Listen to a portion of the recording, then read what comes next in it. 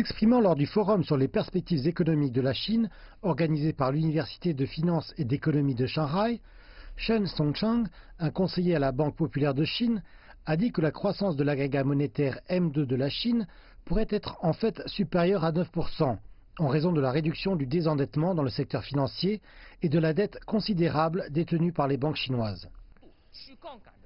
Le désendettement financier interviendra l'année prochaine, mais sa rapidité et sa force seront réduites. Je pense que le M2 de l'année prochaine pourrait être supérieur à celui de cette année parce que le ratio de désendettement cette année a été relativement bas. Et il pourrait être encore plus bas l'année prochaine, mais il ne sera pas trop bas. Par conséquent, le M2 pourrait augmenter l'an prochain. Deuxièmement, les prêts financiers à l'économie réelle, le total des prêts exceptionnels dans le bilan des banques, atteignent jusqu'à présent plus de 1000 milliards de plus que l'an dernier.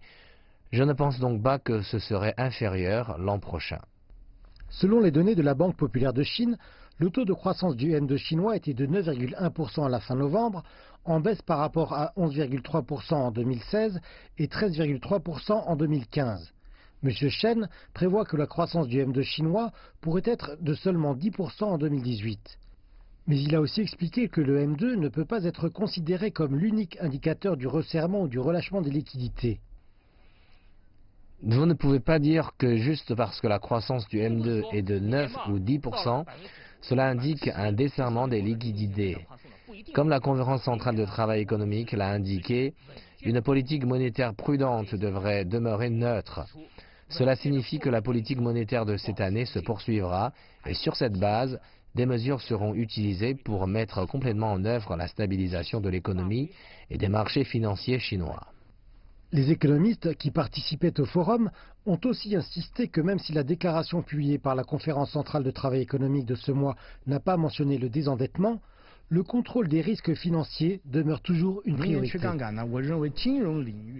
Pour ce qui est du désendettement de l'an prochain, je pense que dans le secteur financier, il ne sera pas supérieur à celui de cette année parce que les coûts à court terme seront très élevés.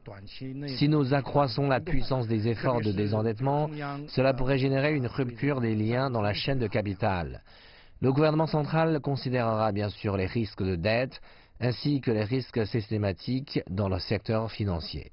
M. Huang a dit qu'il pensait cependant que le désendettement dans l'économie réelle, les entreprises fantômes et les firmes inefficaces, demeurera une priorité. Dans l'industrie du charbon, le nombre de mines a déjà été réduit de plus de 10 000 à environ 7 000, avec l'objectif de réduire la capacité de production à 500 millions de tonnes d'ici à la fin de l'année prochaine.